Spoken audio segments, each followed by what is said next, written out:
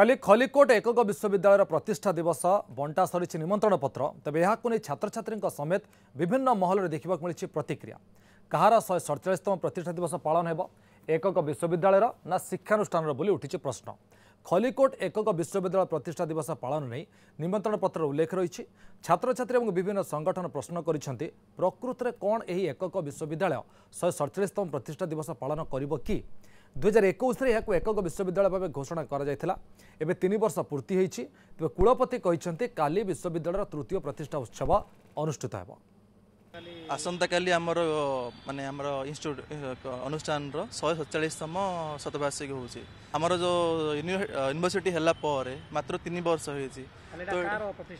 सेटा आमे भी आमे कन्फ्यूजन रहछु एटा कोड को भलिया चली छै एटा 147तम ना 3तम शांति श्रृंखलार हो बोले आम सब आशा करूँ छात्र छात्री किंतु एटा तुरंत यूजीसी रजिस्ट्रेशन करा जाऊ कारण 147तम जोड़ा लिखाई से बोले आम एपर्तंत किसी बुझा पड़नी तो तुरंत एटा समाधान भी रखु बेसी 147तम अनुष्ठान ना 147तम